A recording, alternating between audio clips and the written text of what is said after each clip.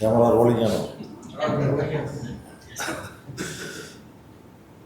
അപ്പോൾ തെരഞ്ഞെടുപ്പ് പ്രചരണത്തിൻ്റെ ഒരു അവസാന ഘട്ടത്തിലേക്ക് നീങ്ങുകയാണ്. LDFിൻ്റെ തിരഞ്ഞെടുപ്പ് പ്രചരണ പ്രവർത്തനവുമായി അപൂർവം ചില ജില്ലകളൊഴികെ കാസർഗോഡ് മുതൽ പല ജില്ലകളിലും സഞ്ചരിച്ചാണിപ്പോൾ തിരുവനന്തപുരത്ത് എത്തിയിട്ടുള്ളത്. നാളെ കൊല്ലത്തേക്ക് പോകുന്നു. നാളെ കഴിഞ്ഞാൽ മറ്റന്നാൾ വൈകുന്നേരത്തോടുകൂടി പരസ്യ പ്രചാരണ പ്രവർത്തനങ്ങൾ അവസാനിക്കുകയാണ്. ഇടതുപക്ഷ ജനാധിപത്യ മുന്നണിക്ക് അനുകൂലമായ ഒരു അന്തരീക്ഷമാണ് വിവിധ ജില്ലകളിൽ പോയപ്പോൾ അനുഭവപ്പെട്ടത്. ഇടതുപക്ഷ ജനാധിപത്യ മുന്നണിയുടെ പ്രവർത്തകരല്ലാത്ത മറ്റു പലരുമായി സംസാരിക്കാനും ആശയവിനിമയം നടത്താനും കഴിഞ്ഞപ്പോഴും ആ അഭിപ്രായം തന്നെയാണ് എനിക്കുള്ളത്. ഇപ്പോൾ ജനങ്ങളുടെ മുമ്പിൽ മുഖ്യമായിട്ടുള്ളത് ജനങ്ങൾക്ക് നേരിട്ട് അവരുടെ ജീവിതാനുഭവങ്ങളെ മുൻനിർത്തി തിരിച്ചറിയാൻ കഴിയുന്ന ഇടതുപക്ഷ ജനാധിപത്യ മുന്നണിയുടെ ഒരു പതിറ്റാണ്ട് കാലത്തെ പുതിയ ചരിത്രം എഴുതി ചേർത്തുകൊണ്ടുള്ള തുടർഭരണം, അതിൻ്റെ നേട്ടങ്ങൾ ഈ തെരഞ്ഞെടുപ്പിൽ പ്രധാനപ്പെട്ട ഒരു ചർച്ചാ വിഷയമാണ്. ആ നേട്ടങ്ങൾ നാടിൻ്റെ വികസനം, ജനങ്ങളുടെ ക്ഷേമം, അതിനെ മുൻനിർത്തിയുള്ള ചർച്ച പരമാവധി ഒഴിവാക്കാൻ, അത്തരം ചർച്ചകളിൽ നിന്ന് ഒഴിഞ്ഞുമാറാനും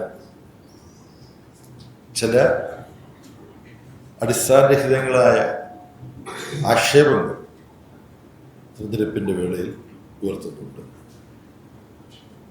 അതുകൊണ്ട് ഇടതുപക്ഷ ജനാധിപത്യ മുന്നണിക്ക്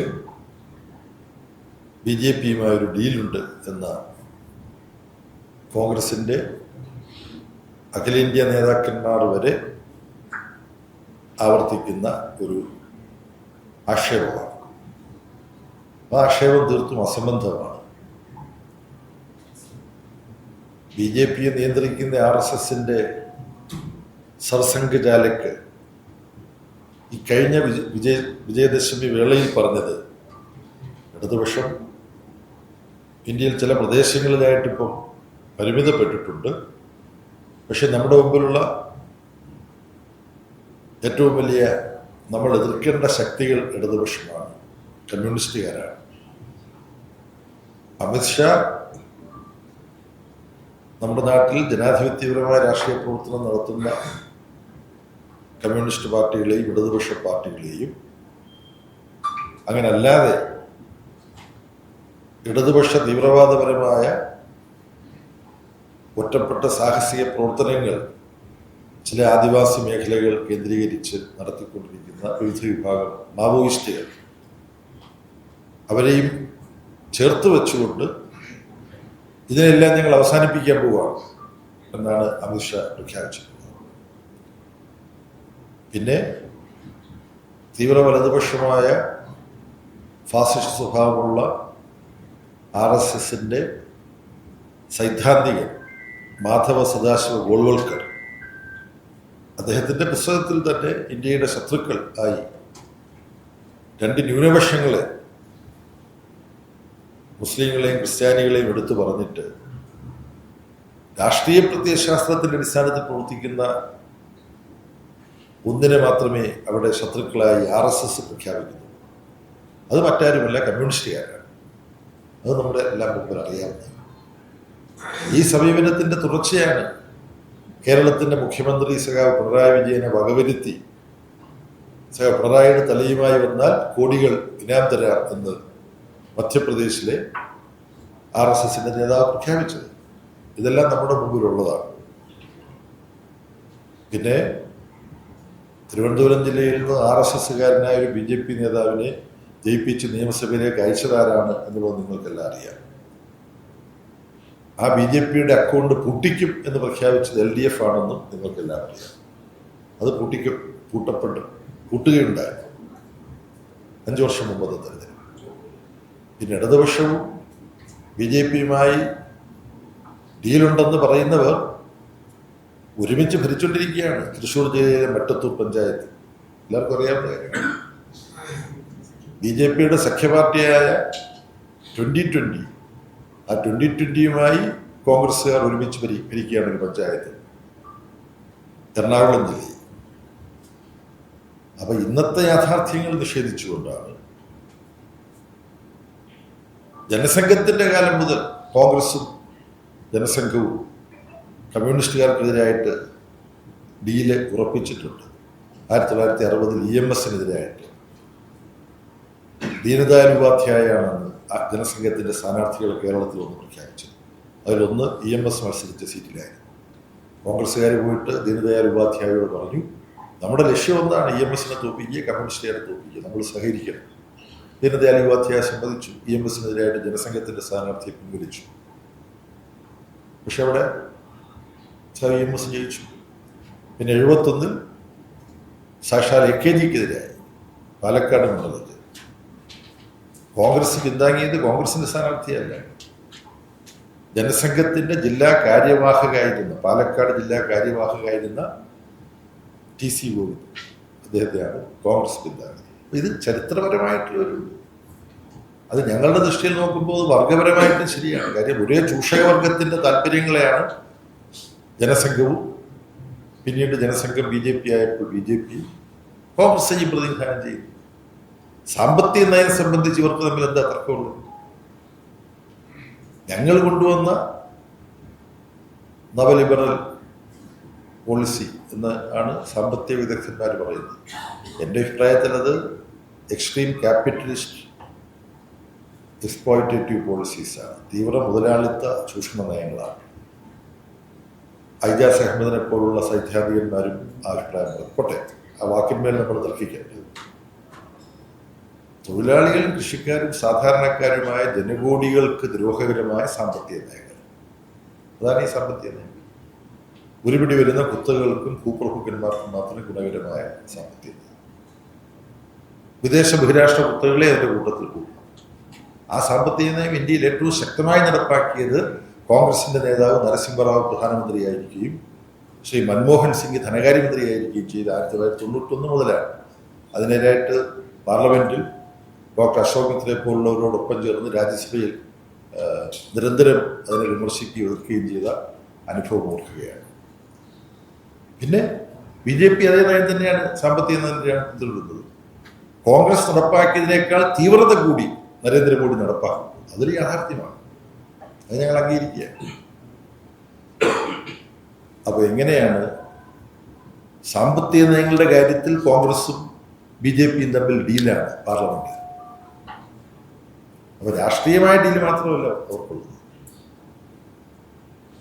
പിന്നെ അവസാനമായി ഞാൻ ഒന്നുകൂടിയേ പറയുന്നുള്ളൂ, നിങ്ങളുടെ ചോദ്യത്തിന് ഇരുന്നിരുന്നതിന് മുമ്പ് ഞങ്ങളാണ് യഥാർത്ഥ ഇടതുപക്ഷമെന്നാണ് രാഹുൽ ഗാന്ധി അവകാശപ്പെടുന്നത്. എന്തു അവകാശപ്പെടുന്ന ഒരു ചങ്കൂറ്റം ശ്രീ VD സതീശനും ശ്രീ രാഹുൽ ഗാന്ധിക്കും എല്ലാം ഉണ്ട്. VD സതീശനും ഇത് അവകാശപ്പെട്ടിട്ടുണ്ട്. പിണറായി ഗവൺമെന്റ് തീവ്ര വലതുപക്ഷ ഗവൺമെന്റാണ്. ഞങ്ങളാണ് യഥാർത്ഥ ഇടതുപക്ഷം. എന്താണ് ഇടതുപക്ഷം എന്നുള്ളതുകൊണ്ട് ഇവർ ഉദ്ദേശിക്കുന്നത് എന്നുള്ളത് വ്യക്തമാക്കപ്പെടുന്നതാണ്. ഇത് സംബന്ധിച്ച നിർവചനങ്ങൾ പലരും നടത്തിയിട്ടുണ്ട്. ഇടതുപക്ഷം എന്ന് പറയുന്നത് നിലനിൽക്കുന്ന ചൂഷണ സാമ്പത്തിക സാമൂഹ്യ വ്യവസ്ഥയിൽ അടിസ്ഥാനപരമായ മാറ്റം ഉണ്ടാകാൻ വേണ്ടി എല്ലാ തരത്തിലും പോരാടുന്നവരാണ്. തൊഴിലാളികളെയും കൃഷിക്കാരെയും സാധാരണക്കാരെയും സംഘടിപ്പിച്ച് പോരാടുന്നവരാണ് യഥാർത്ഥ ഇടതുപക്ഷം. എന്നാൽ നിലവിലുള്ള സാമ്പത്തിക സാമൂഹ്യ ക്രമത്തിൽ ചില ചെറിയ പരിഷ്കരണങ്ങളൊക്കെ വരുത്തിയാൽ മതി എന്ന് പറയുകയും യഥാർത്ഥത്തിൽ ചൂഷകവർഗ താല്പര്യങ്ങൾ സംരക്ഷിക്കുന്ന പ്രവർത്തനങ്ങൾ മാത്രം നടത്തുകയും ചെയ്യുന്ന വലതുപക്ഷമാണ്. ഫ്രഞ്ച് വിപ്ലവകാലം മുതൽ അത് സംബന്ധിച്ചിട്ടുള്ള നിർവചനങ്ങളും ചർച്ചകളും നടത്തിയിട്ടുണ്ട്. ഇന്നിപ്പം നമ്മുടെ മുമ്പിൽ INTUC-യും കൂടി പങ്കെടുത്ത് ഫെബ്രുവരി 12 ഒരു സമരം നടന്നത് തൊഴിലാളി ദ്രോഹ സ്വഭാവമുള്ള ലേബർ കോഡുകൾ നടപ്പാക്കാൻ പാടില്ല എന്നാവശ്യപ്പെട്ടുകൊണ്ടാണ്. പക്ഷേ ഇന്ത്യയിൽ ലേബർ കോഡുകൾ നടപ്പാക്കില്ല എന്ന് പ്രഖ്യാപിച്ചിട്ടുള്ള ഒരേ ഒരു ഗവൺമെൻറ്റേ ഉള്ളൂ. അത് കേരളത്തിലെ ഇടതുപക്ഷ ജനാധിപത്യ മുന്നണി ഗവൺമെൻറ്റാണ്. അങ്ങനെ ലേബർ കോഡ് നടപ്പാക്കുന്നതിൽ യൂണിയൻ ഗവൺമെൻറ്റിനും സംസ്ഥാന ഗവൺമെൻറ്റുകൾക്കും ഉത്തരവാദിത്വമുണ്ട്. സംസ്ഥാന ഗവൺമെൻറ്റുകൾക്കും ഇടപെടാവുന്നതാണ് ലേബർ വകുപ്പ്. അതുകൊണ്ട് കേരളത്തിൽ LDF ഇത് നടപ്പാക്കില്ലെന്ന് പ്രഖ്യാപിച്ചു. കോൺഗ്രസ് ഭരിക്കുന്ന ഗവൺമെൻറ്റുകൾ അങ്ങനെ പ്രഖ്യാപിച്ചിട്ടുണ്ടോ? തൊഴിലാളി വിരുദ്ധമായ ലേബർ കോഡുകൾ നിങ്ങൾ നടപ്പാക്കില്ലെന്ന് അങ്ങനെ പ്രഖ്യാപിച്ചിട്ടില്ലെന്ന് മാത്രമല്ല, തൊട്ടയൽ സംസ്ഥാനമായ കർണാടകയിൽ കോൺഗ്രസ് നേതാവായ സിദ്ധരാമയ്യയുടെ നേതൃത്വത്തിൽ ലേബർ കോഡുകൾ നടപ്പാക്കാനുള്ള നടപടികൾ സ്വീകരിച്ചുകൊണ്ടിരിക്കുകയാണ്. ഏപ്രിൽ 1 മുതലാണ് യൂണിയൻ ഗവൺമെൻറ് ലേബർ കോഡ് നടപ്പാക്കാനുള്ള നടപടികൾ കൈക്കൊള്ളുന്നത്. പിന്നെ ഈ വീടെല്ലാം വെച്ചു കൊടുക്കുന്ന ദുരിതബാധിതർക്ക് വീടെല്ലാം വെച്ചു കൊടുക്കുന്ന നയം എങ്ങനെയാണ് LDF ഗവൺമെൻറ് നടപ്പാക്കിയതെന്ന് നിങ്ങൾക്കറിയാം. എന്നാൽ അതുമായി ബന്ധപ്പെട്ട കണക്കുകളിലെല്ലാം ദയനീയമായ അവ്യക്തതയാണ് കോൺഗ്രസിൻ്റെയും UDFൻ്റെയും ഭാഗത്തു നിന്നുള്ളത്. അതിൽ താരതമ്യേന ഭേദപ്പെട്ട ഒരു നിലപാട് മുസ്ലിം ലീഗിൻ്റെ ഭാഗത്തു നിന്നുണ്ട്. കാര്യം 44 കോടി രൂപ മുസ്ലിം ലീഗ് ദുരിതബാധിതർക്ക് വീട് നിർമ്മിച്ചു കൊടുക്കാൻ വേണ്ടി ശേഖരിച്ചതായിട്ടാണ് മനസ്സിലായത്, അല്ലേ? എന്നാൽ UDFിലെ പ്രധാന പാർട്ടിയായ കോൺഗ്രസും 6 കോടിയിൽ താഴെയാണ്. ഒരു ഘട്ടത്തിൽ ശ്രീ VD സതീശൻ പറഞ്ഞു, ഞങ്ങൾ സ്ഥലമെല്ലാം വാങ്ങിച്ചവിടെ വീടിൻ്റെ നിർമ്മാണം തുടങ്ങി, നിങ്ങൾ പോയി നോക്കിക്കോളൂ. മാധ്യമങ്ങളോടാണ് പറഞ്ഞത്. അന്വേഷിച്ചപ്പോൾ അറിയുന്നത് നിർമ്മാണം തുടങ്ങണമെങ്കിൽ ആദ്യം പഞ്ചായത്തിൻ്റെ അനുമതി വേണം. പഞ്ചായത്തിൻ്റെ അനുമതിക്ക് അപേക്ഷിക്കുകയോ അനുമതി കിട്ടുകയോ ചെയ്തിട്ടില്ല. അപ്പോൾ എന്തിനെക്കുറിച്ചും അന്നേരം വരുന്ന അസത്യം പറയുന്ന ഒരു രീതി, ആ രീതിയുടെ ഭാഗമായിട്ടാണ് ഞങ്ങളാണ് യഥാർത്ഥ ഇടതുപക്ഷം എന്ന അവകാശവാദം നടത്തുന്നത്. കേരളീയ മനസ്സിൽ ഇടതുപക്ഷത്തിന് അനുകൂലമായൊരു മനോഭാവമുണ്ട് എന്നത് അംഗീകരിക്കുന്നതിൻ്റെ കൂടി ഭാഗമാണ് ഞങ്ങളാണ് ഇടതുപക്ഷം എന്നുള്ള അവകാശമാണ്. ഇടതുപക്ഷം കൊള്ളാവുന്നതാണ് എന്നൊരു അംഗീകാരം അതിനകത്തുണ്ട്. പക്ഷെ അത് വ്യാജ അവകാശവാദമാണ് എന്നാണ് അതിനെക്കുറിച്ച് പറയാനുള്ളത്. ഇടതുപക്ഷവും BJPയും തമ്മിലെല്ലാം ഡീലുണ്ട് എന്നുള്ളത് ഒരു ആരോപണം മാത്രമാണ്. അത് സ്വന്തം ഡീല് ഒളിച്ചു വെക്കാനുള്ള ഒരു ലക്ഷ്യം കൂടിയുണ്ട്. നാടിൻ്റെ വികസനവുമായി ബന്ധപ്പെട്ട ചർച്ചകളിൽ നിന്ന് ഒഴിഞ്ഞുമാറാനുള്ള ഒരു അടവ് കൂടിയുണ്ട്. അതിൽ ഇത്തരം കാര്യങ്ങളാണ് വാസ്തവത്തിൽ ഈ പ്രചാരണ രംഗത്ത് UDF പറഞ്ഞ 2 കാര്യങ്ങൾ. ഒന്ന്, പാലക്കാട് CPM ദുർബലനായ സ്ഥാനാർത്ഥി നിർത്തിയത് BJPയുമായിട്ടുള്ള ഡീലാണെന്നുള്ള കാര്യം. SDP വോട്ടുകൾ നിങ്ങൾ ചോദിച്ചു വാങ്ങിച്ചതിന് SDP പറഞ്ഞതിനെയും UDF എത്തി കാണിച്ചു. ഇതിനകത്ത് 2-നകത്തും ഒരു കൃത്യമായ ക്ലാരിറ്റിയോടെ മറുപടി പറയാം, അല്ലെങ്കിൽ CPM നേതൃത്വത്തിലായിട്ടില്ല.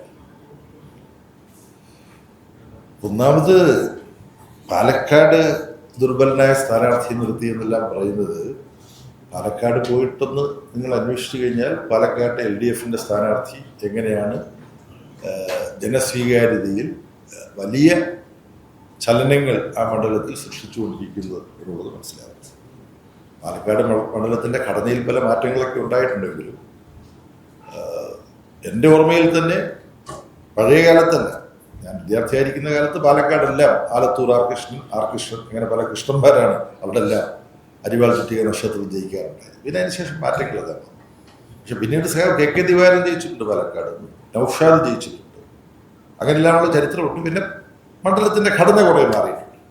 പക്ഷെ ഇപ്പോൾ ഇടതുപക്ഷ ജനാധിപത്യ മുന്നണിയുടെ പാലക്കാട്ടെ സ്ഥാനാർത്ഥി വലിയ തോതിൽ ബഹുജന പിന്തുണ ആർജിച്ച് മുന്നോട്ട് പോയിക്കൊണ്ടിരിക്കുകയാണ് എന്നുള്ളതാണ് യാഥാർത്ഥ്യം. പിന്നെ ഈ ദുർബലനായ സ്ഥാനാർത്ഥിയൊക്കെ നിർത്തി ആണെങ്കിലും മറ്റു വിധത്തിലാണെങ്കിലും വോട്ട് കൈമാറ്റം നടത്തിയിട്ടുള്ള ചരിത്രം നമ്മുടെ മുമ്പിൽ BJPയും UDFും തമ്മിലാണുള്ളത്. ഒരുമിച്ച് BJPയുമായിട്ട് ഭരിക്കുന്നവരാണ്. മറ്റത്തൂറിൻ്റെ കാര്യം ഞാൻ പറഞ്ഞില്ലേ. കാരണം നമ്മുടെ മുമ്പിൽ തെളിഞ്ഞു നിൽക്കുന്ന BJPയുമായിട്ടുള്ള യോജിച്ച പോക്ക്. കോട്ടയത്ത് ഞാൻ വരുമ്പോൾ കോട്ടയത്തെ കുമരകം പഞ്ചായത്തിലും ഇതുപോലെ ഒരു സ്വതന്ത്രനെ BJPയും കോൺഗ്രസും കൂടെ താങ്ങിയിട്ടാണ് കുമരകം പഞ്ചായത്തിൽ ഇടതുപക്ഷത്തിൻ്റെ ഇത് ഒഴിവാക്കുന്നത്. പിന്നെ നമ്മുടെ എറണാകുളത്തെ കാര്യം ഞാൻ പറഞ്ഞു. അപ്പം BJPയും UDFും തമ്മിലുള്ള ബന്ധങ്ങൾ മുഴുവൻ അത് RSSകാരനായിട്ടുള്ള വിശ്വഹിന്ദു പരിഷത്ത് നേതാവ് ഡോക്ടർ മാധവൻകുട്ടിയെ ബേപ്പൂർ നിയമസഭാ സീറ്റിൽ 1991 നിർത്തി ജയിപ്പിക്കാൻ ശ്രമിച്ച് പരാജയപ്പെട്ടു. അവിടെ TK ഹുസൈൻ ജയിച്ചത്. ഈ ചരിത്രമെല്ലാം ഉണ്ട്. ചരിത്രം മാത്രമല്ല, വർത്തമാനകാല അനുഭവങ്ങളുണ്ട്. ഇപ്പോൾ ഒരുമിച്ച് ഭരിക്കുകയാണ് പഞ്ചായത്ത്. പിന്നെ തിരുവനന്തപുരം കോർപ്പറേഷൻ എങ്ങനെ പിടിച്ചു, കൊല്ലം കോർപ്പറേഷൻ UDF-നും തിരുവനന്തപുരം കോർപ്പറേഷൻ BJP-ക്കും, അങ്ങനെ വീതം വെച്ചിട്ട് നടന്ന കാര്യങ്ങളെല്ലാം ഉണ്ട്. അതിൻ്റെ വിശദാംശങ്ങളിലേക്കാണ്. പിന്നെ SDPIയുടെ കാര്യമാണ്. SDPIയുടെ കാര്യം പറയുമ്പോൾ SDPIയുടെ നിലപാടുകളെ CPIM എന്നും വിമർശിച്ചു വന്നിട്ടുണ്ട്. ഇടതുപക്ഷ ജനാധിപത്യ മുന്നണി എന്നും വിമർശിക്കുന്നു, ഇന്നും വിമർശിക്കുന്നു. എന്നാൽ മതരാഷ്ട്രവാദം ഉന്നയിക്കുന്നത് ജമാഅത്തെ ഇസ്ലാമിയാണ്. RSS മതരാഷ്ട്രവാദം ഉന്നയിക്കുന്നത് പോലെ ജമാഅത്തെ ഇസ്ലാമിയും മതരാഷ്ട്രവാദം ഉന്നയിക്കുന്നു. ആ മതരാഷ്ട്രവാദം ഉന്നയിക്കുന്ന ജമാഅത്തെ ഇസ്ലാമിയുടെ വെൽഫെയർ പാർട്ടി UDF-ന് ഒരു ഘടക പാർട്ടിയെ പോലെ പ്രവർത്തിക്കുകയാണ്. ത്രിതല പഞ്ചായത്ത് തെരഞ്ഞെടുപ്പിൽ നമ്മളത് കണ്ടതാണ്. അതാണ് ഈ തെരഞ്ഞെടുപ്പിൽ RSS ഉയർത്തുന്ന ഭീഷണി കഴിഞ്ഞാൽ പിന്നെ എതിർക്കപ്പെടേണ്ട ഒരു വർഗീയ വിഭാഗവുമായിട്ട് ഒരു മുന്നണി കൂട്ടുകൂടി UDF-ന്റെ ഒരു അംഗമായി മാറിയിട്ടില്ല, ഒരു അസോസിയേറ്റ് മെമ്പറായിട്ട് പ്രവർത്തിച്ചുകൊണ്ടിരിക്കുകയാണ് വെൽഫെയർ പാർട്ടി ജമാഅത്തെ ഇസ്ലാമി. എൻ്റെ സുഹൃത്ത് ചോദിച്ചത് SDPI-യുമായി ബന്ധപ്പെട്ടാണ്. SDPI സ്ഥാനാർത്ഥിയെ നിർത്തിയ ഒരു ജില്ലയിലും മണ്ഡലത്തിലും SDPIയുടെ സ്ഥാനാർത്ഥിയെ പിൻവലിച്ച് സഹായിക്കണം എന്ന് SDPI-യോട് ആവശ്യപ്പെട്ടത് UDF-ആണ്. SDPI-യുമായി ഇപ്പൊ നടക്കുന്ന നിയമസഭാ തെരഞ്ഞെടുപ്പിൽ ഒരു ചർച്ച നടത്തി അവരുടെ സഹായം ആവശ്യപ്പെട്ടത് UDF-ആണ്. അത് കാസർഗോഡ് ജില്ലയിലാണ്. ഞാൻ പോയിരുന്നു, നിങ്ങൾക്ക് അറിയാമായിരിക്കും അങ്ങോട്ട്. പിന്നെ SDPI-യുടെ ഒരു നിലപാട് എന്താണ്? ചില മണ്ഡലങ്ങളിൽ അവരിപ്പോൾ ഒരു മണ്ഡലമാണ് എൻ്റെ അറിവിൽപ്പെട്ടിടത്തോളം പറയുന്നത്. ഒരു മണ്ഡലത്തിൽ RSS നിയന്ത്രിക്കുന്ന BJP-യുടെ സ്ഥാനാർത്ഥി ജയിക്കില്ല എന്ന് ഉറപ്പുവരുത്താൻ അവിടെ ഏറ്റവും കൂടുതൽ ജയസാധ്യതയുള്ളത് LDF-നാണ് എന്നുള്ളത് കൊണ്ട് LDF-ന് ഞങ്ങൾ വോട്ട് ചെയ്യാൻ തീരുമാനിക്കുന്നു എന്നുള്ളത് പ്രഖ്യാപിച്ചു. അതാണ് CPI-യും അഭ്യർത്ഥിച്ചതിൻ്റെ അടിസ്ഥാനത്തിലല്ല. അങ്ങനെ സ്വതന്ത്രമായി പ്രഖ്യാപിക്കാൻ പാർട്ടികൾക്ക് അവകാശമുണ്ട്. മതരാഷ്ട്രവാദികളായ ജമാഅത്തെ ഇസ്ലാമിയും വെൽഫെയർ പാർട്ടിയുമായി സഖ്യത്തിലെത്തിയതുപോലെ പ്രവർത്തിക്കുന്ന UDF-ന് എന്തിനാണ് ഇങ്ങനെ സ്വതന്ത്രമായൊരു SDPI ഒരു പ്രഖ്യാപനം നടത്തുമ്പോൾ അതിനകത്ത് വലിയ അസ്വസ്ഥത ഉണ്ടാകും? വ്യക്തതയുണ്ട്. CPIM കേരളത്തിൽ SDPI-യുമായി ഒരു തരത്തിലുള്ള തെരഞ്ഞെടുപ്പ് ധാരണയും ചർച്ചയും സഹായിക്കണമെന്നുള്ള അഭ്യർത്ഥനയും നടത്തിയിട്ടില്ല. അവർ സ്വതന്ത്രമായി തീരുമാനിക്കുന്നതാണ്.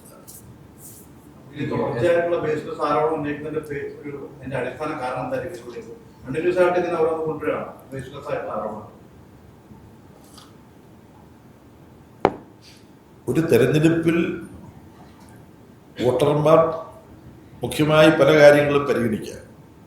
അപ്പോൾ ഒന്നാമതായി പരിഗണിക്കേണ്ടത് ജനങ്ങളുടെ ജീവിതത്തിൽ ഒരു മുന്നണിയും അതിൻ്റെ പ്രവർത്തന പദ്ധതികളും എങ്ങനെ പ്രവർത്തിക്കുന്നു, ജനങ്ങൾക്ക് എന്ത് പ്രയോജനമാണ് ഒരു മുന്നണി ഭരിക്കുന്ന സമയത്ത് ഉണ്ടാകുന്നത് എന്നുള്ളതാണ്. ജനക്ഷേമം, നാടിൻ്റെ വികസനം, ഇതെല്ലാമാണ്. അതിലെല്ലാം ശ്രദ്ധ കേന്ദ്രീകരിച്ച് ജനങ്ങൾ ചർച്ച ചെയ്തു കഴിഞ്ഞാൽ ഏറ്റവും കൂടുതൽ അതുകൊണ്ട് പ്രയോജനമുണ്ടാകുക ഇടതുപക്ഷ ജനാധിപത്യ മുന്നണിക്കാണ് എന്നറിയാവുന്നത് കൊണ്ട് ഇത്തരത്തിലുള്ള ഈ ആർട്ടിഫിഷ്യൽ ഇൻ്റലിജൻസ് ഉണ്ടല്ലോ ഇപ്പോൾ, നിർമ്മിത ബുദ്ധി, അതുപോലെ നിർമ്മിത വിഷയങ്ങൾ ഉണ്ടാക്കുക, അതിൻ്റെ ചുറ്റും നമ്മുടെ ആഖ്യാനങ്ങളും ചർച്ചകളും ഒതുക്കി നിർത്തുക, അങ്ങനെ ഒരു നിഗൂഢ ലക്ഷ്യം ഇതിലുണ്ട്. പിന്നെ മറ്റൊരു ലക്ഷ്യം കൂടിയുണ്ട്. കേരളത്തിൻ്റെ മനസ്സ് മതനിരപേക്ഷമാണ്. ആ മതനിരപേക്ഷ മനസ്സുള്ള കേരളത്തിൽ പിന്നെ RSS-ന്റെ വർഗീയ വളർച്ചയിൽ അസ്വസ്ഥതയുള്ള ന്യൂനപക്ഷങ്ങൾ നല്ല തോതിലുള്ള ഒരു സംസ്ഥാനമാണ് കേരളം. 40% ന്യൂനപക്ഷങ്ങളാണ്. അപ്പൊ അവരുടെയൊക്കെ ഇടയിൽ ഇത്തരത്തിലുള്ള ദുരാരോപണങ്ങൾ, ഇടതുപക്ഷത്തിനെതിരായിട്ടുള്ള ദുരാരോപണങ്ങൾ പ്രവർത്തിക്കും എന്ന പ്രതീക്ഷയിൽ ഇത്തരം ആരോപണങ്ങൾ ഉൽപ്പാദിപ്പിച്ച് പ്രചരിപ്പിക്കുന്നവർക്കുണ്ടാവാം.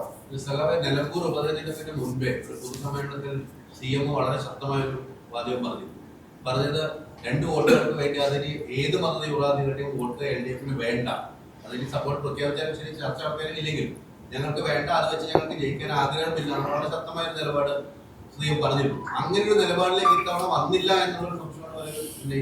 ഇടതുപക്ഷ ജനാധിപത്യ മുന്നണിയുടേതായ രാഷ്ട്രീയ സംവിധാനമുണ്ട്. LDF അതിനെ കേന്ദ്രീകരിച്ചാണ് പ്രവർത്തിക്കുന്നത്. അതിനെ കേന്ദ്രീകരിച്ച് പ്രവർത്തിക്കുമ്പോൾ ഓരോ തെരഞ്ഞെടുപ്പിൻ്റെയും സമയത്ത് പുതിയ പുതിയ സാഹചര്യങ്ങൾ രൂപപ്പെട്ടു വരാം. ആ പുതുതായിട്ട് രൂപപ്പെട്ടു വരുന്ന സാഹചര്യത്തോട് പ്രതികരിക്കും. ഇടതുപക്ഷ ജനാധിപത്യ മുന്നണി അതിൻ്റെ ശക്തിയുടെയും സ്വാധീനത്തിൻ്റെയും അടിസ്ഥാനത്തിൽ ഈ നാട്ടിലെ വോട്ടർമാർ ഇടതുപക്ഷ ജനാധിപത്യ മുന്നണിക്ക് അനുകൂലമായി വോട്ട് ചെയ്യണമെന്ന് അഭ്യർത്ഥിക്കുകയാണ്. നമ്മുടെ നാട്ടിലെ വ്യത്യസ്ത രാഷ്ട്രീയ പാർട്ടികൾക്കും ഗ്രൂപ്പുകൾക്കും എല്ലാം അവരവരുടേതായ തീരുമാനങ്ങൾ എടുക്കാം. ആ തീരുമാനങ്ങൾ എടുക്കുമ്പോൾ വോട്ട് ആർക്ക് കൊടുക്കണമെന്ന് സംബന്ധിച്ച് തീരുമാനമെടുക്കുന്ന പാർട്ടികളെ സംബന്ധിച്ച് അവരുടെ സ്വഭാവ സർട്ടിഫിക്കറ്റിൻ്റെ അടിസ്ഥാനത്തിൽ ഒരു പ്രഖ്യാപനം CPI നടത്തേണ്ടതില്ല. ഇന്ന ആളുകൾ ഇന്ന പാർട്ടികളുടെ വോട്ട് ഞങ്ങൾ സ്വീകരിക്കും, ഇന്ന പാർട്ടികളുടെ വോട്ട് ഞങ്ങൾ സ്വീകരിക്കില്ല, അങ്ങനെ പറയേണ്ട ആവശ്യമില്ല. അല്ല, അങ്ങനെ RSSന്റെ വോട്ടെന്ന് പറഞ്ഞാൽ RSS ആണെങ്കിൽ വോട്ട് ചെയ്യുമോ LDF? അതാണ് ഞാൻ തിരിച്ചു ചോദിക്കുന്നത്. RSSന്റെ വോട്ട് സ്വീകരിക്കുമോ എന്നുള്ള ചോദ്യത്തിന് പ്രസക്തി ഉണ്ടോ? RSS CPI വോട്ട് ചെയ്യുമോ ഇവിടെ? എപ്പോ?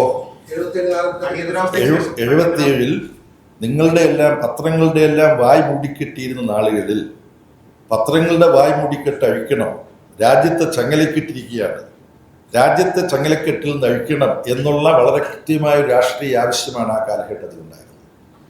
അതാണ്. അല്ല, ഒരു കാലത്ത് ആ കാലഘട്ടത്തിൽ എന്തായിരുന്നു എന്ന് പറഞ്ഞിട്ട് കാര്യമില്ല. നിങ്ങൾ ഓരോ മൂർത്ത സാഹചര്യത്തിൻ്റെ, ഓരോ സൂക്ഷ്മ രാഷ്ട്രീയ സാഹചര്യത്തിലെ പ്രശ്നങ്ങൾ മനസ്സിലാക്കണം. അപ്പൊ ഇന്ത്യയുടെ പത്രമാധ്യമങ്ങളുടെ വായ ചങ്ങലക്കെട്ടിരിക്കുമ്പോൾ ആ ചങ്ങല പൊട്ടിക്കാൻ വേണ്ടി ആ ചങ്ങലക്കെട്ടിൽ അടിക്കണം, ഞങ്ങൾ അടിക്കുന്നു. അപ്പോൾ വേറെ ചിലരും അടിക്കാൻ വരും. നിങ്ങൾ അടിച്ചിട്ടത് പൊട്ടിക്കണ്ട, ഞങ്ങൾ അടിച്ചിട്ട് മാത്രം പൊട്ടിച്ചാൽ മതി, നിങ്ങൾ ഈ ചങ്ങല അടിച്ചു പൊട്ടിക്കാൻ വരണ്ട, മാറി നിൽക്കൂ എന്ന് പറയുന്നത് മൗഢ്യമാണ്. കമ്മ്യൂണിസ്റ്റുകാർ വളരെ മൂർത്തമായ കൃത്യമായ രാഷ്ട്രീയ സാഹചര്യം നോക്കിയിട്ട് പ്രവർത്തിക്കുന്നത്. ഒരു മാസം മുമ്പ് വരെ മാഷും സഖാവും ഇവിടെ ഇരുന്ന് വാർത്താ സമ്മേളനം നടത്തുമ്പോൾ വർഗീയ കക്ഷികളുടെ കാര്യം പറയുമ്പോൾ 3 പ്രസ്ഥാനങ്ങളുടെ പേരാണ് പറയാം. ഒന്ന് RSS, ഒന്ന് ജമാഅത്ത് ഇസ്ലാമി, ഒന്ന് SDP. ഇപ്പം RSSന്റെയും ജമാഅത്ത് ഇസ്ലാമിയും തങ്ങളുടെയും വാർത്താ സമ്മേളനത്തിൽ പറഞ്ഞു. ആ കാറ്റഗറിയിൽ നിന്ന് SDP മാറാനുണ്ടായ രാഷ്ട്രീയ സാഹചര്യം ഈ 1-2 മാസത്തിനിടയിൽ എന്താണ്? ഇപ്പൊ എന്ത് പ്രസ്ഥാനമാണ്? അതൊരു മത രാഷ്ട്രീയ സംഘടനയായിട്ടാണോ? എന്തായിട്ടാണ് SDP ഇപ്പം CPI കാണുന്നത്? SDP-യെ സംബന്ധിച്ച് CPI-ന് വിമർശനമില്ലെന്ന് ആരാണ് ഞങ്ങളോട് പറഞ്ഞത്? ഞങ്ങൾക്ക് വിമർശനമുണ്ടല്ലോ. SDP-യെ കുറിച്ച് ഞങ്ങൾക്ക് വിമർശനമാണ്. ആ വിമർശനം ഞങ്ങൾക്ക് ഉണ്ടായിരുന്നില്ലെങ്കിൽ SDP ഞങ്ങളുമായിട്ട് സഹകരിക്കണമെന്ന് ഞങ്ങൾ പറയുമായിരുന്നു. SDP-യുമായി ഞങ്ങളുമായി സഹകരിക്കണമെന്ന് ഞങ്ങൾ പറയുന്നില്ലല്ലോ. SDP-യെ അവരുടെ കാരണങ്ങളാൽ LDF നോട്ട് ചെയ്യാൻ പുറപ്പെടുമ്പോൾ SDP-ക്കാരെല്ലാം മാർക്ക് ചെയ്തിട്ട് ഞങ്ങൾ പോളിംഗ് ബൂത്തിന് മുമ്പിൽ പോയി നിന്നിട്ട് ഇവർ SDP ആണ് വന്ന് നമുക്കെല്ലാം വോട്ട് ചെയ്തേക്കും, അതുകൊണ്ട് അവരെ നിരുത്സാഹപ്പെടുത്തി വിടുക, അങ്ങനെയെല്ലാമുള്ള പ്രവൃത്തി ഞങ്ങൾ ചെയ്യണമെന്ന് നിങ്ങൾ ആശിക്കരുത്. ഞങ്ങൾ ഇടതുപക്ഷ ജനാധിപത്യ മുന്നണിക്ക്, ഇടതുപക്ഷ ജനാധിപത്യ മുന്നണിയുടെ RSS വിരുദ്ധ, അതുപോലെ തന്നെ കേരളത്തിൻ്റെ പുരോഗതിക്ക് തടസ്സം നിൽക്കുകയും RSSന്റെ ഭാഷയിൽ കേരളത്തിൽ സംസാരിക്കുകയും ചെയ്യുന്ന UDF, ഇവർക്കെല്ലാം എതിരായിട്ട് LDF നടത്തുന്ന പോരാട്ടത്തിൽ LDF-നെ ശക്തിപ്പെടുത്തണം എന്നാവശ്യപ്പെടുമ്പോൾ LDF ആണ് ശക്തിപ്പെടേണ്ടെന്നുള്ള ചിന്ത പോലും അല്ല ചിലയിടത്ത് SDP-ഐ അവരെ എവിടേക്ക് ആർക്കൊക്കെയാണ് വോട്ട് ചെയ്യാന്നുള്ളത് പ്രഖ്യാപിച്ചിട്ടില്ല. ചില സ്ഥലത്ത് അവർ പറഞ്ഞിട്ടുണ്ട്. അങ്ങനെ പറഞ്ഞിട്ടുള്ള ഒരു മണ്ഡലം തിരുവനന്തപുരം ജില്ലയിലുണ്ട്. അതിന് പറയാനുള്ള കാരണം അവിടെ നിന്ന് RSSന്റെ ഒരാൾ മുമ്പ് ജയിച്ചിട്ടുണ്ട്. അങ്ങനെ ഒരാൾ ജയിക്കാൻ പാടില്ല, അതിനുവേണ്ടി ഞങ്ങൾ വോട്ട് വിനിയോഗിക്കുമെന്നാണ് പറഞ്ഞത്. അതിനെ മഹാപാപമായി കണ്ടുകൊണ്ട് കോൺഗ്രസിനെ രാഷ്ട്രീയ വാദഗതികൾക്ക് സഹായിക്കാൻ വേണ്ട വഴിമരുന്ന് ഇട്ടുകൊടുക്കുന്നതാണോ നിങ്ങളുടെ പ്രധാനപ്പെട്ട ജോലി? അതോ മതരാഷ്ട്രവാദികളായ ജമാഅത്തെ ഇസ്ലാമിയുമായി ആലിംഗന ബന്ധത്തിലേർപ്പെട്ടുകൊണ്ട് നിൽക്കുകയാണ് കോൺഗ്രസ്? അതിനെക്കുറിച്ച് ഒരു ചോദ്യവും നിങ്ങൾ ആരും ചോദിക്കുന്നില്ല. അതാണ് നിങ്ങളുടെ ചോദ്യങ്ങളിലെ ഒരു എന്താതിനെ കുറിച്ച് പറയേണ്ടത്. നിങ്ങൾക്ക് തന്നെ മനസ്സിലാവുന്നതാണ്. ഞാൻ പറയാത്ത എന്താണെന്ന് നിങ്ങൾക്ക് മനസ്സിലാവും. ജമാഅത്ത് ഇസ്ലാമിയായിട്ട് ആലിംഗന ബന്ധമുണ്ടോ അല്ലെങ്കിൽ UDF നമ്മളുള്ള ഉണ്ടോ എന്നുള്ളതിനപ്പുറം RSSുമായുള്ള ഒരു ബന്ധത്തിൽ CPM-ന് അടുത്ത ഒരു നിലപാടുണ്ട്. അതിൽ ഈ RSS നേതാക്കളെ കോൺഗ്രസ് UDF സഹായിച്ചു എന്ന് പോലും പറയുന്ന ഘട്ടത്തിൽ പറയുന്നു EMS RSSന്റെ വോട്ട് വേണ്ട എന്ന് ജനതാ പാർട്ടി ബന്ധം പറയുന്ന ഘട്ടത്തിൽ പോലും പ്രഖ്യാപിച്ചു എന്നുള്ളതാണ്. 77-ൽ പറഞ്ഞിട്ടില്ല. അല്ല, ഞാൻ പറഞ്ഞത് അല്ല, വ്യക്തത EMS പറഞ്ഞു. 1977-ൽ പറഞ്ഞിട്ടില്ല. തെരഞ്ഞെടുപ്പ് ഘട്ടത്തിൽ EMS പ്രഖ്യാപിച്ചു RSSന്റെ വോട്ട് ഞങ്ങൾക്ക് വേണ്ട എന്ന് എല്ലാ കാലത്തും CPM ഉയർത്തിപ്പിടിക്കുന്ന വാദമാണ്. പോപ്പുലർ ഫ്രണ്ടിനോടോ SDP-യോടോ ഇതേ നിലപാട് തന്നെയാണ് എന്തുകൊണ്ട് ഞങ്ങൾക്ക് അങ്ങനെ ഒരു വോട്ട് വേണ്ട എന്ന് അങ്ങനെ പറയാൻ ജനാധിപത്യപരമായി പറ്റില്ല എന്ന് പറയുന്നു. പിന്നെ സാഹചര്യം നോക്കിയാണ് ഓരോ കാലത്തും തീരുമാനമെടുക്കുന്നത്. ഇതിനല്ലേ രാഷ്ട്രീയത്തിൽ അവസരവാദം എന്ന് പറയുന്നത്? അതിനല്ല അവസരവാദം എന്ന് പറയുന്നത് ബഹുമാന്യ സുഹൃത്തെ. ഓരോ സാഹചര്യത്തിലുണ്ടാകുന്ന മാറ്റങ്ങൾ കണക്കിലെടുത്തുകൊണ്ട് അതിനനുസരിച്ചിട്ടുള്ള രാഷ്ട്രീയ സമീപനങ്ങൾ എടുക്കണം. അങ്ങനെ രാഷ്ട്രീയ സമീപനം എടുക്കണമെന്നുള്ളത് ഇന്നത്തെ കേരളത്തിൻ്റെ സാഹചര്യം നോക്കിയിട്ടോ ഇന്നലത്തെ ഇന്ത്യയിലെ സാഹചര്യം നോക്കിയിട്ടോ അല്ല. കമ്മ്യൂണിസ്റ്റുകാർ വളരെ കൃത്യമായി സൂക്ഷ്മമായും ഓരോ രാജ്യത്തെയും ഓരോ ചരിത്ര സന്ദർഭത്തിലെയും സാഹചര്യങ്ങൾ നോക്കിയിട്ട് സമീപനമെടുക്കും. അങ്ങനെ സമീപനം എടുക്കുന്നതിനെ കുറിച്ച് നിങ്ങൾ തെറ്റിദ്ധരിക്കില്ലെങ്കിൽ പറയാം, മാർക്സും എംഗൽസും എഴുതിയിട്ടുണ്ട്. കമ്മ്യൂണിസ്റ്റ് മാനിഫെസ്റ്റോ മുഴുവൻ നിങ്ങൾ വായിക്കുന്നത് അതിൻ്റെ അവസാന അധ്യായം മാത്രം, കുറച്ച് പേജുകളേ ഉള്ളൂ, 4-5 പേജേ ഉള്ളൂ. അത് മാത്രം ഇത് കഴിഞ്ഞ് നോക്കുമ്പോൾ നിങ്ങൾക്ക് മനസ്സിലാവും. ചിലർക്കെതിരായിട്ടുള്ള സമരത്തിൽ ജർമ്മനിയിലെ പരമപിന്തിരിപ്പന്മാരായ അധികാരി വർഗത്തിനെതിരായിട്ടുള്ള സമരത്തിൽ ബൂർഷ്വാസിയിലെ രാഷ്ട്രീയ വിഭാഗങ്ങളുമായിട്ട് നമ്മൾ സഹകരിക്കും. പക്ഷെ സഹകരിക്കുമ്പോൾ നമ്മൾ അവരെ പഠിപ്പിക്കും.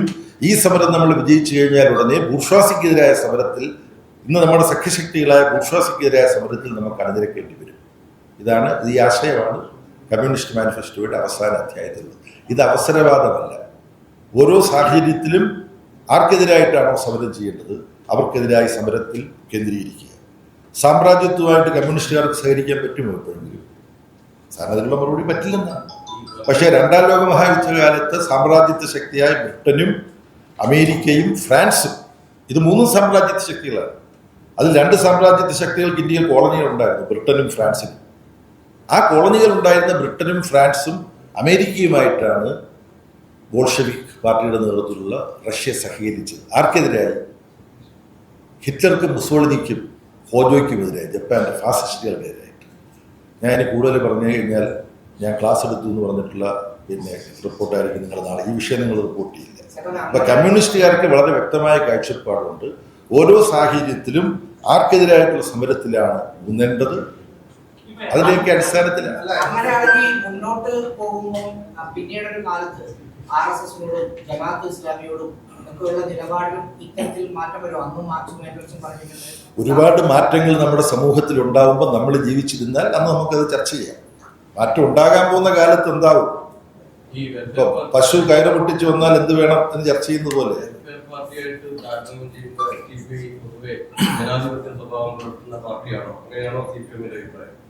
ക്ഷമിക്കണം, വെൽഫെയർ അല്ല. ഇങ്ങനെ താരതമ്യം ചെയ്തിട്ട് ഈ തീവ്രവർഗീയത എത്ര, കുറച്ച് ഡിഗ്രി, അങ്ങനെ പോകേണ്ട ഒരു ആവശ്യമില്ല.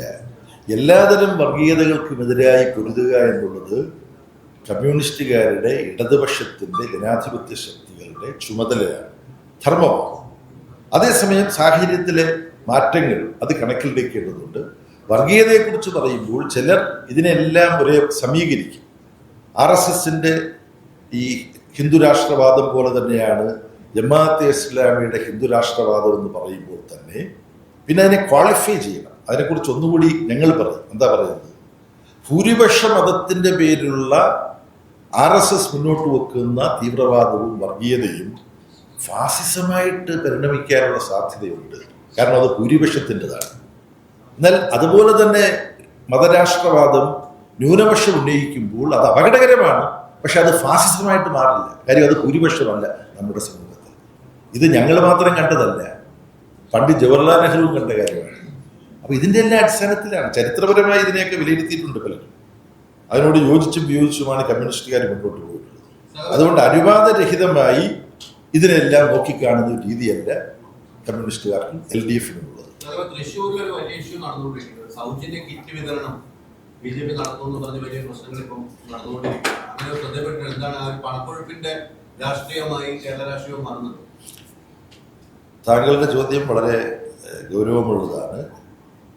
വർഗീയത നമ്മുടെ രാജ്യത്ത് തന്നെ രാഷ്ട്രീയത്തിലെ ഒരു പ്രധാന ഘടകമായിട്ട് മാറിക്കൊണ്ടിരിക്കുകയാണ്. മതത്തെ വർഗീയമാക്കി മാറ്റുക, മതവും വർഗീയതയും രണ്ടാണ്. അതുപോലെയാണ് ഈ പണക്കൊഴുപ്പ്. തെരഞ്ഞെടുപ്പിലെ ഒരു പ്രധാനപ്പെട്ട ഘടകമായി പണം മാറിക്കൊണ്ടിരിക്കുകയാണ്. ഇതിലും BJPയും കോൺഗ്രസും ഒരേ തൂവൽ പക്ഷികളാണ്. ഇന്ത്യയിലെ അതിസമ്പന്നന്മാരിൽ നിന്നും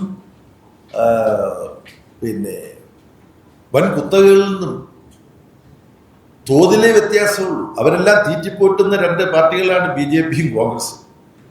ഇലക്ട്രൽ ബോണ്ടിലൂടെ 6000 കോടി രൂപ BJPക്ക് കിട്ടിയാൽ 3000 ശ്രമിക്കണം. നമുക്ക് പരിചയമുള്ള സംഖ്യകളാണ് വായിന്ന് വരിക. 3000 രൂപയല്ല, 3000 കോടി രൂപയാണ് പിന്നെ കോൺഗ്രസിന് കിട്ടുന്നത്. അതിനുശേഷം ഇപ്പം കണക്കുകൾ പുറത്തു വന്നു. കോർപ്പറേറ്റുകൾ ഇലക്ട്രൽ ബോണ്ടിലൂടെ അല്ലാതെ സംഭാവന കൊടുത്തതിന്റെ കണക്കുകൾ വന്നു. അതിന്റെ 80% BJPക്കാണ് കിട്ടിയത്. പിന്നെ ഏറ്റവും കൂടുതൽ കിട്ടിയ കോൺഗ്രസിനാണ്. അതുകൊണ്ടാണ് ഈ ഹെലികോപ്റ്ററിലൊക്കെ കയറിയിട്ട് ഇവർക്ക് ഇടതുപക്ഷമാണ് ഞങ്ങൾ എന്ന് അവകാശപ്പെട്ടുകൊണ്ട് പ്രസംഗിക്കാൻ ഈ രാഹുൽ ഗാന്ധിക്കൊക്കെ കഴിയുന്നത്. ഇങ്ങനെ വൻ കുത്തകകളിൽ നിന്ന് ആയിരക്കണക്കിന് കോടി രൂപ കിട്ടുന്നതുകൊണ്ടാണ്. അപ്പൊ കുത്തകകൾ തീറ്റിപ്പോറ്റുന്ന പാർട്ടികൾ ഏതാണെന്ന് വളരെ ഭംഗിയായിട്ട് അറിയാം. അങ്ങനെ കിട്ടുന്ന പണത്തിന്റെ ഒരു പങ്കാണ് എൻ്റെ സുഹൃത്ത് സൂചിപ്പിച്ചതുപോലെ സൗജന്യ കിറ്റ്, സാരി, പിന്നെ കുർത്ത പൈജാമ, ഇങ്ങനെ പലതും കൊടുക്കുന്നുണ്ട്. ഇപ്പൊ കർണാടകയിൽ ഞാൻ മുമ്പ് ചുമതല വഹിച്ചു പോയിരുന്ന സമയത്ത് ഞാൻ അമ്പലന്ന് പോയി. അവിടെ ഒരു സ്വതന്ത്ര സ്ഥാനാർത്ഥി എല്ലാ വോട്ടർമാർക്കും 5 കിലോ മട്ടൺ പാക്കറ്റിനകത്ത് കൊടുക്കും. നിങ്ങൾ കേട്ടിട്ടുണ്ടോ? ഇതുവരെ കേട്ടിട്ടുണ്ടാവില്ല. ഇതൊക്കെ അപ്പൊ പണക്കൊഴുപ്പും അധോലോക സംഘങ്ങളുടെ പ്രവർത്തനങ്ങളും ഇതൊക്കെ രാഷ്ട്രീയ രംഗത്ത് മലീമസമാക്കിക്കൊണ്ടിരിക്കുകയാണ്. അപ്പോൾ മഹാരാജ കോളേജിലടക്കം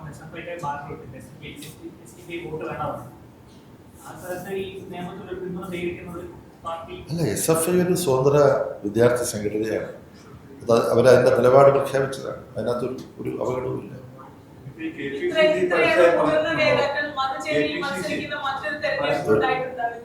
ഒരു മിനിറ്റ് ഞങ്ങൾക്ക് 6 കോടി വയനാട് വീട് നിർമ്മാണത്തിന് 6 കോടി ഉള്ളൂ, വീട് പണിയായി പൈസ ഇല്ലാന്ന് പറഞ്ഞു. ഇവരെ വിശ്വസിച്ച് സർക്കാരിന്റെ വീട് പിടിച്ച് കുറെ പ്രവർത്തനങ്ങളുണ്ട്. അപ്പൊ അവരോടുള്ള ചതി ആരുടെ ശരിക്കും പാർട്ടി ചെയ്തിട്ടുള്ളത്? അവരോടുള്ള ചതിയല്ലേ ഈ പാർട്ടി ചെയ്തിട്ടുള്ളൂ എന്ന് ചോദിക്കുമ്പം അതിനകത്തെന്തോ പുതുമയുള്ള മട്ടിലാണല്ലോ എൻ്റെ സുഹൃത്ത് ചോദിക്കുന്നത്. ഇങ്ങനെ ചതിക്കുന്നത് ആദ്യമായിട്ടല്ലോ കോൺഗ്രസ്. എത്രയോ തവണ പിന്നെ ഈ ചതിയോട് നടന്നിട്ടുണ്ട്. ഇവിടെ വീടിന് വേണ്ടി 150 കോടിയോളം രൂപ ഇവർക്ക് കിട്ടിയിട്ടുണ്ട് എന്ന് അവരുടെ ആപ്പിൽ നിന്നും വ്യക്തമാക്കി. അതിനുശേഷമാണ് ആപ്പെല്ലാം പിൻവലിച്ചത്. നേരത്തെ ഞാൻ സൂചിപ്പിച്ചതുപോലെ മുസ്ലിം ലീഗിന് 44 കോടി രൂപ ശേഖരിക്കാൻ കഴിഞ്ഞു. അപ്പം DYFI 20 കോടി രൂപയാണ് ശേഖരിച്ചത്, ഗവൺമെന്റ് കൊടുത്തത്. അപ്പൊ KPCC 6 കോടിക്ക് അടുത്തേ ഞങ്ങൾക്ക് കിട്ടിയുള്ളൂ എന്ന് പറയുമ്പോൾ ആ കണക്ക് സമൂഹത്തിന് വിശ്വസിക്കാൻ കഴിയുമോ? എനിക്കറിഞ്ഞില്ല. പിന്നെ ഹരിയാനയിൽ എന്തോ സീറ്റ് കൊടുക്കാമെന്ന് പറഞ്ഞിട്ട് കോൺഗ്രസ് നേതാവിൽ നിന്ന് തന്നെ 7-9 കോടി രൂപ വാങ്ങിച്ചു എന്ന് വെച്ചിട്ട് അതിലേതോ ഒരാൾ തിരുവനന്തപുരത്ത് പത്രസമ്മേളനം നടത്താൻ വരുന്നു കേൾക്കുന്നുണ്ട്. ചൊവ്വാഴ്ച ഉണ്ട്. ഇന്നത്തെ പത്രത്തിൽ ഞാൻ വായിച്ചതാണ്. അപ്പൊ കോൺഗ്രസിനെ സംബന്ധിച്ചിടത്തോളം സാമ്പത്തിക കാര്യങ്ങളിൽ തനി അരാജകത്വമാണ് അവിടെ ഉള്ളത്. അത് പുറത്തു വന്നുകൊണ്ടിരിക്കുകയാണ്. അപ്പൊ അത് ജനങ്ങൾക്ക് അതും വിലയിരുത്താൻ കഴിയും. ഇങ്ങനെ പാവങ്ങൾക്ക് വീട് വെച്ചു കൊടുക്കുന്ന പദ്ധതിയിൽ വൻ അഴിമതി നടത്തുന്നവരെ ഒരു സംസ്ഥാനത്തിന്റെ ട്രഷറി ഏൽപ്പിക്കാൻ പറ്റുമോ എന്നുള്ളൊരു ചോദ്യം വളരെ പ്രസക്തമാണ് ഈ തെരഞ്ഞെടുപ്പ്. അജിത് എന്തോ ചോദിക്കാൻ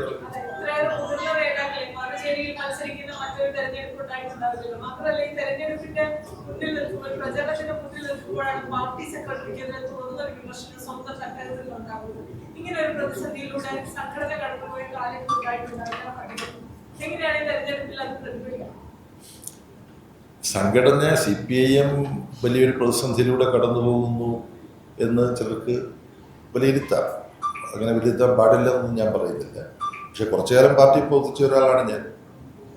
72 മുതൽ പാർട്ടിയുടെ ശക്തി കേന്ദ്രമായ കണ്ണൂരിലെ 3 സംസ്ഥാന സെക്രട്ടേറിയറ്റ് മെമ്പർമാർ MV രാഘവൻ, PV കുഞ്ഞിക്കണ്ണൻ, പുത്തലത്ത് നാരായണൻ, പിന്നെ അവിടെ നിന്ന് തന്നെ സ്റ്റേറ്റ് കമ്മിറ്റി മെമ്പർ രാജ്യസഭാംഗവുമായിരുന്ന രാജേട്ടൻ, ഇപ്പോഴും ഉണ്ട്, പാട്ടിൻ രാജൻ, ഞങ്ങളുടെയൊക്കെ നേതാവ് പാട്ടിൻ രാജൻ, മുൻ ലോക്സഭാംഗം CK ചക്രവാണി, CP മൂസാൻകുട്ടി, ഇങ്ങനെ ഒരു കൂട്ടം ആളുകൾ ഈ പാർട്ടിയിൽ അതിപ്രമുഖരായവർ ഈ പാർട്ടിയിൽ അവിശ്വാസം രേഖപ്പെടുത്തിക്കൊണ്ട് പുറത്തുപോയി. അന്ന് സംസ്ഥാന കമ്മിറ്റി മെമ്പറായിട്ട് ഒരു സംസ്ഥാന കമ്മിറ്റിയിൽ ബേബിയായിട്ട് പ്രവർത്തനം തുടങ്ങിയ ആളാണ് ഞാൻ ആ പ്രതിസന്ധി ഘട്ടത്തിൽ. പിന്നെ ഗൗരിയമ്മ എത്ര വലിയ നേതാവായിരുന്നു പാർട്ടിയുടെ, വലിയ ആവേശമായിരുന്നു. ആ ഗൗരിയമ്മ പാർട്ടിയുമായിട്ടുള്ള ബന്ധം വിച്ഛേദിച്ചു. പക്ഷെ ഇവരെല്ലാം പിന്നെ എം വി രാഘവനും ഗൗരിയമ്മയും എല്ലാം പിന്നെ പാർട്ടിയിലേക്ക് തിരിച്ചു വന്നു എന്നുള്ളതും വളരെ വലിയൊരു പാഠമാണ്. പാർട്ടിയുമായി ബന്ധപ്പെട്ട് പോകണം എന്നാണ് അവസാന കാലത്ത് അവരെല്ലാം ആഗ്രഹിച്ചത്. ഇപ്പം പാർട്ടിയിൽ നിന്ന് വിട്ടുപോയവർ ഇവരുമായിട്ട് താരതമ്യപ്പെടുത്തുമ്പം ഇവരുമായി താരതമ്യപ്പെടുത്താൻ കഴിയുന്നവരല്ല. പക്ഷെ അവരും അധികം വൈകാതെ അവരുടെ തെറ്റ് മനസ്സിലാക്കും എന്നാണ് ഞാൻ പ്രതീക്ഷിക്കുന്നത്. ഇത് പാർട്ടിക്ക്, സംസ്ഥാന സെക്രട്ടറിക്കോ പാർട്ടിക്കാകെയോ ഒരു തരത്തിലുള്ള ഗൗരവമായ വെല്ലുവിളിയുമില്ല. ഇത് എൻ്റെ വീക്ഷണം എന്ന് പറഞ്ഞാൽ ഒരു പാർട്ടി അംഗം പാർട്ടിയിൽ നിന്ന് പോകുമ്പോഴും അതൊരു നഷ്ടമാണ്. പക്ഷേ ചിലർ പോകുമ്പോൾ നഷ്ടമല്ല. പാർട്ടി മൂല്യങ്ങൾ മുറുകെ പിടിക്കാൻ കഴിയാത്ത ചില ആളുകൾ പാർട്ടിയിൽ നിന്ന് പോകുമ്പോൾ പാർട്ടി രക്ഷപ്പെടുകയാണ് ചെയ്യുക. ഇവരുടെ കാര്യത്തിൽ ഞാൻ മറ്റ് വിലയിരുത്തലിലേക്കൊന്നും ഇപ്പോൾ പോകുന്നില്ല. ജി സുധാകരൻ ഏത് ഗവൺമെന്റ്? ജി സുധാകരൻ സഖാവ് യഥാർത്ഥത്തിൽ പാർട്ടി ഉപേക്ഷിച്ച് കമ്മ്യൂണിസ്റ്റ് പാർട്ടിയുമായിട്ടുള്ള ബന്ധം വിച്ഛേദിച്ച് കോൺഗ്രസിന്റെ പാളയത്തിൽ പോയിരിക്കുകയല്ലേ. എത്ര വലിയൊരു തകർച്ചയാണ് അദ്ദേഹത്തിന്റെ വ്യക്തിത്വത്തിൽ ഉണ്ടായിരിക്കുന്നത്. അപ്പോൾ പാബ്ലോ നെരൂദ എന്ന് പറയുന്ന പ്രൊഫസറായ കവി, അദ്ദേഹം കമ്മ്യൂണിസ്റ്റ് പാർട്ടി അംഗമായിരുന്നു. അദ്ദേഹം എൻ്റെ പാർട്ടിക്ക് എന്ന് പറഞ്ഞൊരു കവിത എഴുതിയിട്ടുണ്ട്. അജ്ഞാതരായ മനുഷ്യരുമായി എനിക്ക് നീ സൗഹൃദം തന്നു എന്നാണ്. അപ്പം പാർട്ടി വിട്ടു പോകുന്നവരെല്ലാം ഓർക്കണം, അവരെല്ലാം ഇഷ്ടപ്പെട്ടിരുന്ന, അവരിൽ ആവേശം കൊണ്ടിരുന്ന ലക്ഷക്കണക്കിന് തൊഴിലാളികളും കർഷകരും ഒക്കെ അവരുമായിട്ടുള്ള ബന്ധം വിച്ഛേദിച്ചിട്ടാണ് കോൺഗ്രസിന്റെ പാളയത്തിലേക്ക് എക്സ് ആണെങ്കിലും വൈ ആണെങ്കിലും പോകുന്നത്. അത് അവർക്കാണ് ഏറ്റവും വലിയ നഷ്ടമായി തീരുന്നത്. അപ്പോൾ